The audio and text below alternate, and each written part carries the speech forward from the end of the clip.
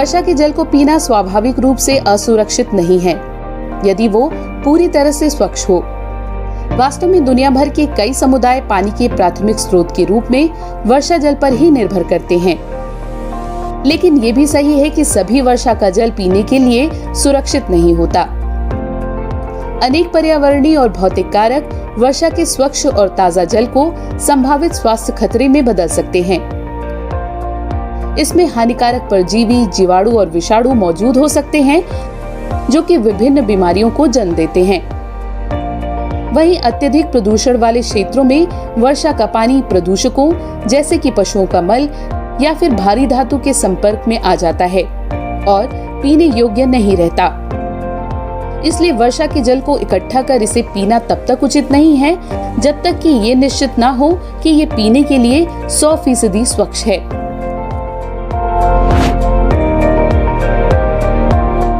वर्षा के जल की सुरक्षा को विभिन्न कारक प्रभावित करते हैं, जैसे कि किसी क्षेत्र में कितनी बारिश होती है, वहाँ प्रदूषण का स्तर क्या है, और साथ ही वर्षा जल को इकट्ठा करने, परीक्षण और इसे साफ करने की विधि। कुछ जीवाणुओं, विषाणुओं और परजीवियों को पानी को उबालकर दूर किया जा सकता है, लेकिन दूसरी तरह की गंदगी को दूर करने के लिए रासायनिक विधियों की जरूरत होती है। तब जाकर ही पानी पीने के लिए सुरक्षित बनता है। Centre for disease control and prevention के अनुसार पीने के लिए इकट्ठा किए गए वर्षा जल को नियमित रूप से फिल्टर, कीटाणु रहित और परीक्षण किया जाना चाहिए। अगर ऐसा नहीं हो पाता तो वर्षा जल का इस्तेमाल बागीचे, नहाने और कपड़े धोने के लिए किया जाना चाहिए। वर्षा का स्वच्छ जल पीने के लिए पूरी तरह से सुरक्षित होता है, लेकिन अन्य पीने के पानी की तुलना में ये ज्यादा फायदेमंद नहीं होता। ये भी कहा जाता है कि वर्षा का जल नल के पानी से ज्यादा क्षारीय होता है, इसलिए ये रक्त के पीएच स्तर को बढ़ाकर उसे और क्षारीय बना देता है।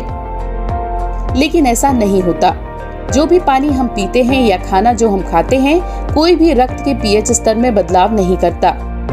हमारे शरीर में ऐसी व्यवस्था होती है जो रक्त के पीएच स्तर को 7.4 पर बनाए रखती है। हमारे शरीर की अनेक महत्वपूर्ण गतिविधियां रक्त के निश्चित पीएच स्तर पर निर्भर करती हैं। इसमें थोड़ा सा भी बदलाव गंभीर बीमारी का संकेत हो सकता है। इन सब के अलावा वर्षा का जल क्षारीय नहीं बल्कि थोड़ा सा अम्लीय होता है। इसका पीएच स्तर 5.0 से 5.5 के बीच होता है। ये और भी अम्लीय हो सकता है अगर इसे ऐसे स्थान से इकट्ठा किया गया हो जहां ज्यादा वायु प्रदूषण हो। एक आम धारणा ये भी है कि वर्षा का पानी पाचन के लिए लाभकारी होता है और शरीर से अपशिष्ट पदार्थों को बाहर निकाल देता है। लेकिन ये गुण आम पीने के पानी में भी मौजूद होते हैं, न कि केवल वर्षा के पानी में।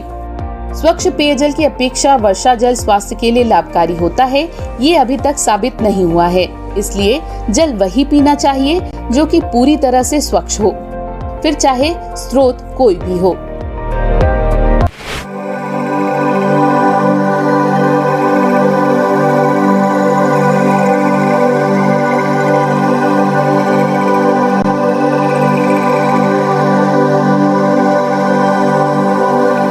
यदि हमें ब्रह्मांड में कहीं और वास करना है तो हमें एक ऐसे ग्रह की तलाश करनी होगी जिसका एक गुरुत्वाकर्षण क्षेत्र हो और जिसकी गुरुत्वाकर्षण शक्ति में जीवन संभव हो। यदि गुरुत्वाकर्षण बल बहुत ज्यादा होगा तो हमारे शरीर का सारा खून पैरों में चला जाएगा, हमारी हड्डियां टूट जाएंगी और शायद हम जमीन में धंस जाएंगे। इसलिए किसी नए ग्रह पर जाने से पहले ये जरूरी है कि हम मानवीय शरीर की गुरुत्वाकर्षण सीमाओं का पता लगाएं। 3 भौतिकविदों द्वारा एक शोध पत्र में प्रकाशित शोध में दावा किया गया है कि मनुष्य का शरीर पृथ्वी की गुरुत्वाकर्षण शक्ति के 4.5 गुना गुरुत्वाकर्षण बल को सह सकता है। मनुष्य द्वारा सहन किए जा सकने वाले गुरुत्वाकर्षण बल के आकलन के लिए क्रोएशिया में जाग्रेब विश्वविद्यालय के निकोला पोल्जाक और उनके सहयोगियों ने मानवीय हड्डियों की समग्र ताकत की गणना की। औसत स्तनधारी हड्डियों के आधार पर उन्होंने आकलन किया कि मनुष्य का कंकाल पृथ्वी की गुरुत्वाकर्षण शक्ति का 90 गुना ज्यादा बल झेल सकता है। लेकिन ये तब तक जब तक कि वो शांत खड़ा हो। जैसे ही वो दौड़ना शुरू करता है, झुकाव और मोड़ के कारण हमारी हड्डियों पर तनाव 10 गुना बढ़ जाता है। इसका माने ये है कि हम किसी ग्रह पर तभी दौड़ सकते हैं जब उसकी गुरुत्वाकर्षण शक्ति पृथ्वी की तुलना में अधिकतम 10 गुना हो। इसके बाद हमारी हड्डियां चटकने लगेंगी।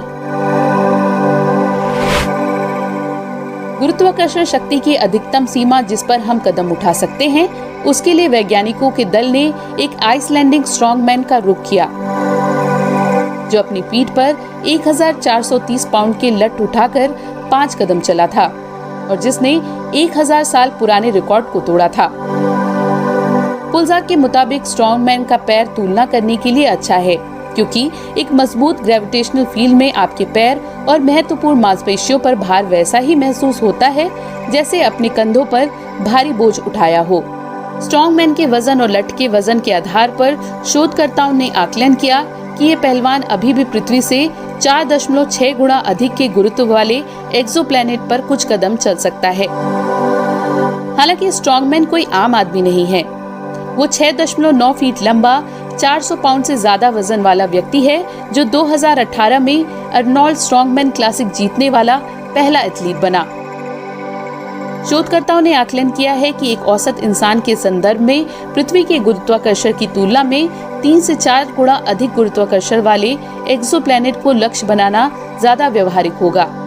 हालांकि इसके बावजूद उसे गहन प्रशिक्षण की जरूरत होती है, ताकि मांसपेशियों में एक धुरंधर एथलीट जैसी ताकत आ जाए। पुलजाक को उम्मीद है कि इस शोध के मनुष्यों के रहने योग्य एक्सोप्लैनेट की खोज में मदद मिलेगी। वर्तमान में 3605 एक्सोप्लैनेट के होने की पुष्टि हो चुकी है। इनमें से 594 के व्यास और द्रव्यमान की जानकारी है, जिससे गुरुत्वाकर्षण का पता लगाया जा सकता है। पुलजाक की गणना के मुताबिक 422 एक्सोप्लैनेट का ग्रेविटेशनल फील्ड पृथ्वी की तुलना में 3.5 गुना के बराबर या कम है।